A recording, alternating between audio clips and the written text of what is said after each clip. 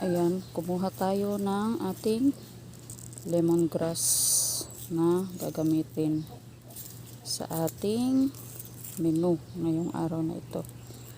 Ayan. Nugasan ko na din.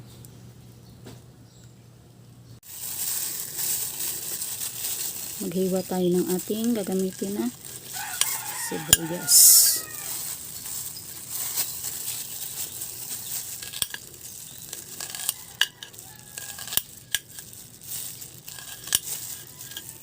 Kahit anong klaseng hiwa lang ng ating sibuyas. Ayan. Tapos ay luya. Ilang sangkap lang tong kailangan natin sa ating lulutuin ngayon. Gagawa tayo ng chicken soup, luya, tanglad, sili, at saka sibuyas lang. Yun lang ang kailangan natin. Sunod natin hiwain ang ating luya. Yan. Dagdagan natin yung ating yung luya na gagamitin gagamitin nyo. Dagdagan nyo yung luya. Kasi yan ang magsisilbing pampalasa niya.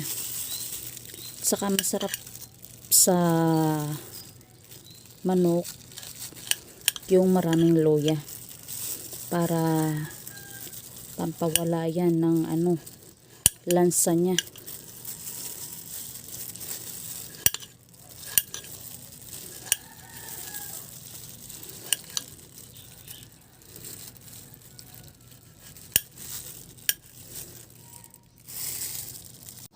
At ayan ay tapos na tayo mag-prepare ng ating mga sangkap.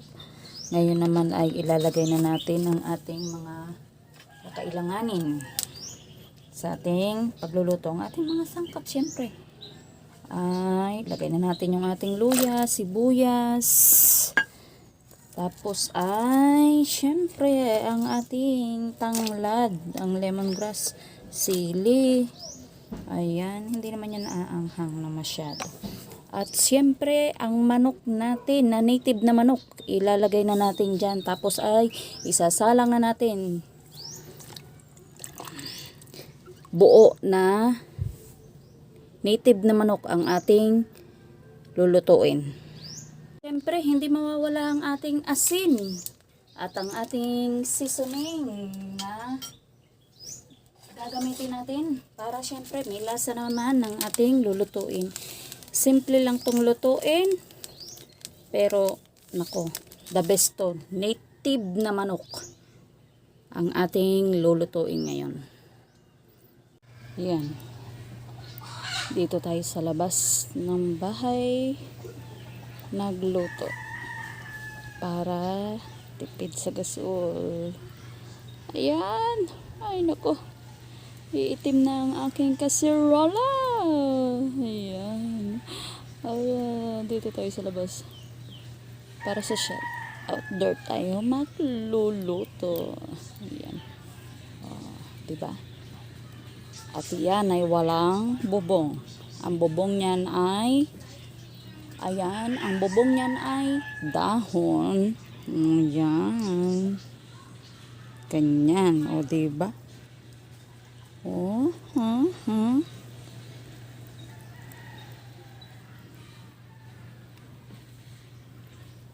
Antayin natin kumulo. Yan.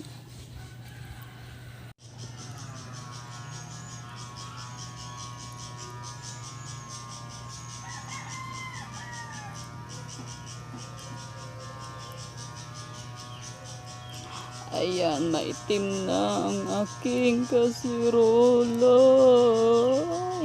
Okay lang yan.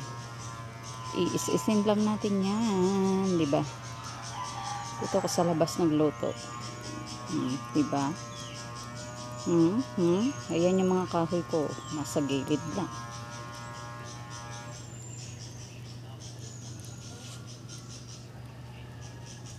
Ayan na, kumukulo na. Nakikita nyo ba? Kumukulo na ang ating nasa kasirola. Ayan, kumukulo na ang ating chicken soup. Ayan ang ating chicken soup. Oh, ayan, kumukulo na siya. Kumukulo na siya, guys.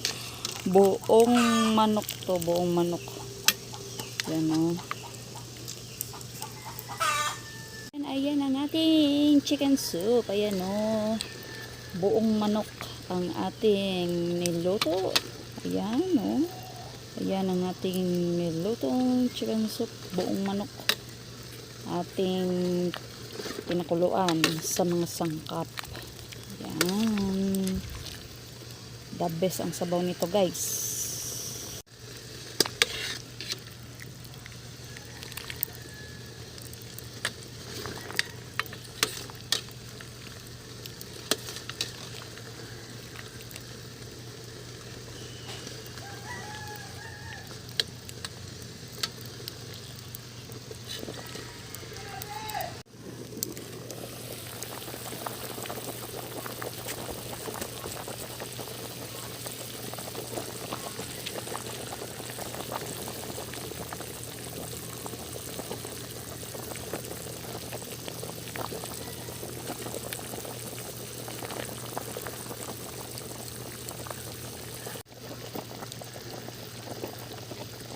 Antayin natin lumambot na lumambot ang ating manok, ang ating chicken. Alam niyo, masarap to pagka yung malambot talaga yung pagkaluto niya. Halos naghihiwalay na yung laman niya at ang buton niya.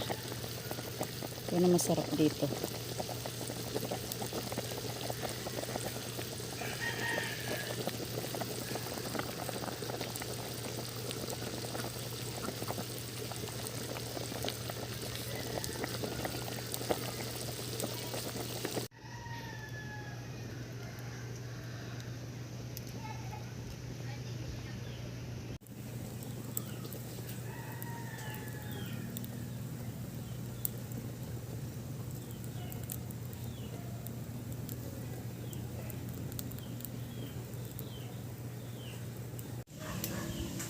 Nandito ako, guys, sa ilalim ng puno ng kakao. Dito ako nagluluto. Nagluluto tayo ngayon ng ating chicken soup.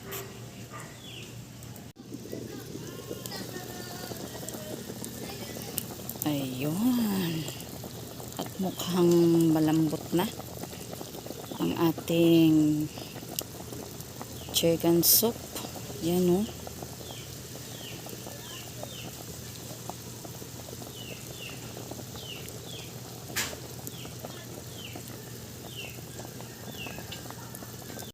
Ayan, ayan, ayan ang ating chicken soup. Ayan, oh. Ganyan ang gusto ko, yung parang nalalaglag na yung laman niya. Naghihiwalay na yung laman niya at sa buto niya. Naghihiwalay. Ayan, oh.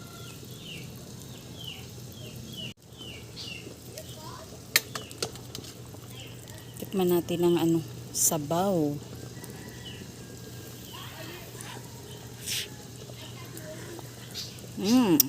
The best. Sarap.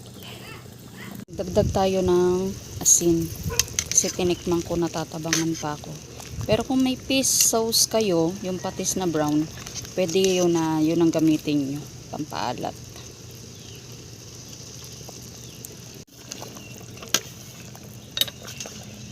Yan.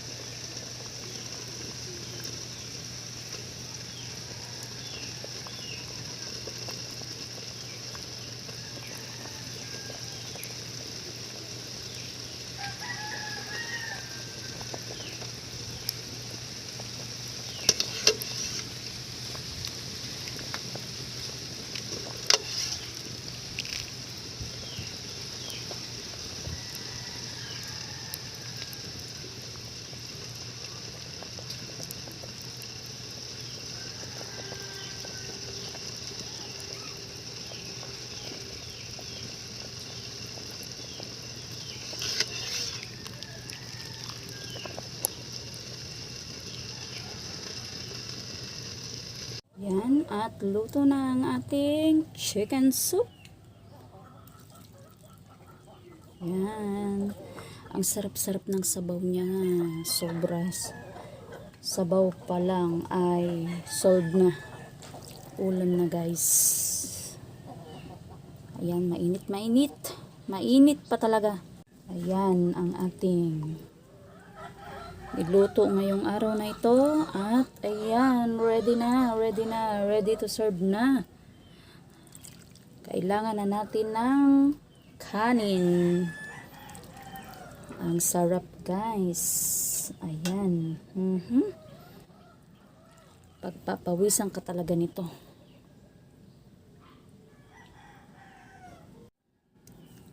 Ayan ang ating chicken soup. Ang sarap humigop ng sabaw. Ayan.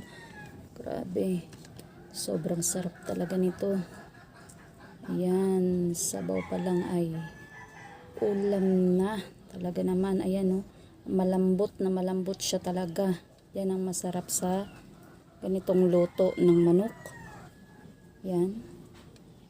Ang sarap-sarap talaga niyan, guys. Ay nako, talagang mapapalaban ng kain, guys. Sobra-sobra talaga. Ang sarap. Ayan, mainit pa talaga ang kanyang sabaw. Oh. Buong manok to ang niluto natin. Native na chicken. Native na manok ang ginamit natin dito. Iba kasi yung lasa ng sabaw pagka native ang ginamit natin na manok. Yan. Sarap ng sabaw guys. Ready to serve na ang ating chicken soup. Madaling-madali lang lutuin. Kayang-kaya nyo nasundan at hindi siya magastos sa sangkap kasi yun lang naman ang sangkap natin. Sili, lemongrass, luya or ginger, asin, seasoning, yun lang naman. Tapos ay sibuyas. Yan. Native na chicken ang ginamit natin dito.